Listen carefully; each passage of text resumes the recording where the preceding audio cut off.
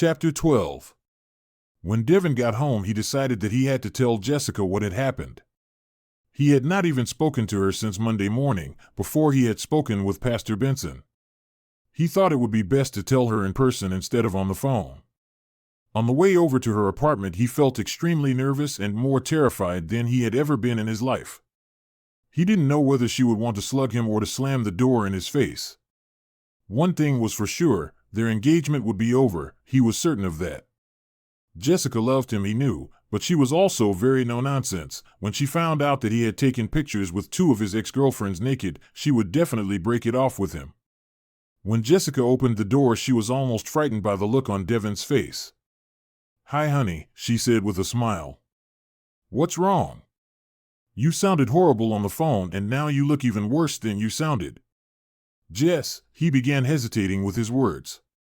"Yesterday, Pastor Benson was waiting for me when I got to my office to show me some extremely sexually explicit pictures of me and Michelle, plus another woman named Megan, who is another one of my ex-girlfriends.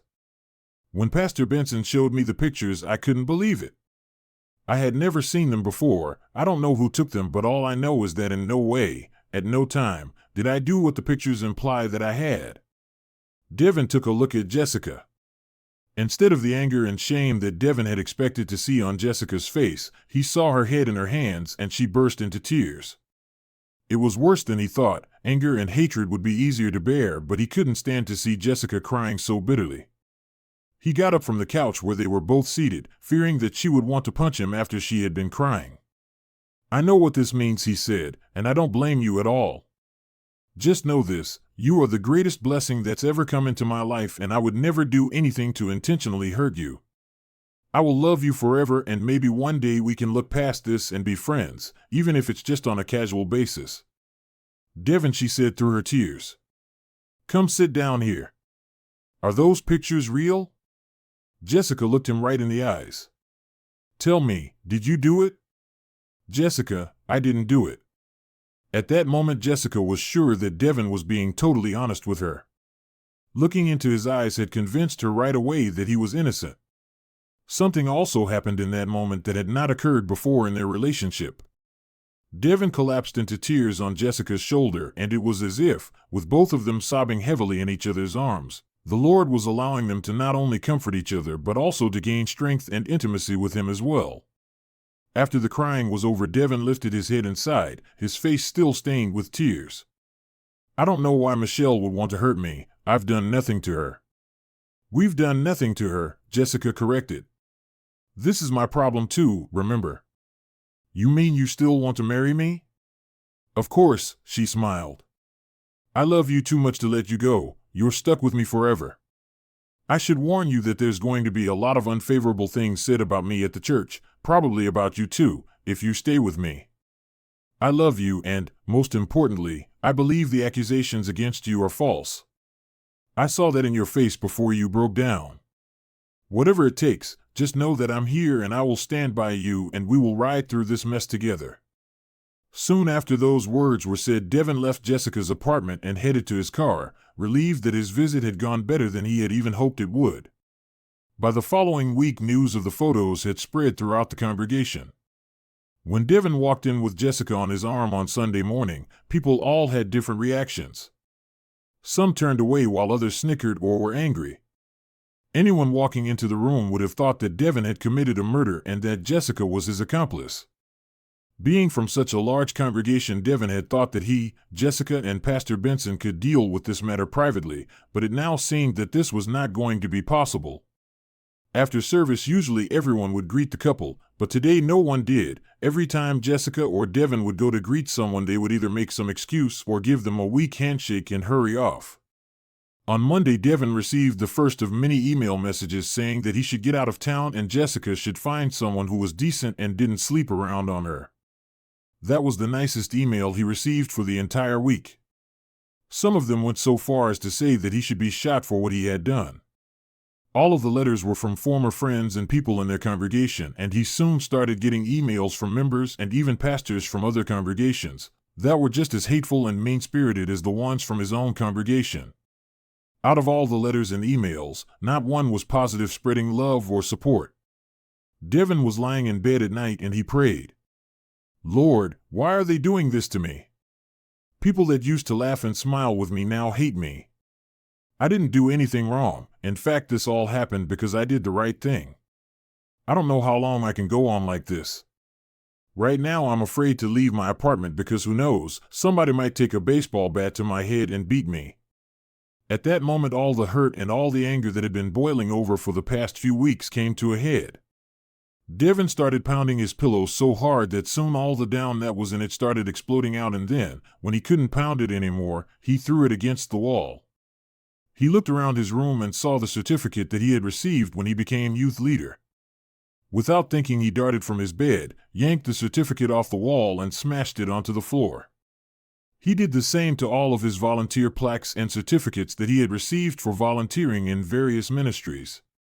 Then he went to his desk drawer that was on the other side of his room, got the scissors, and started cutting up every picture of every church function he could find.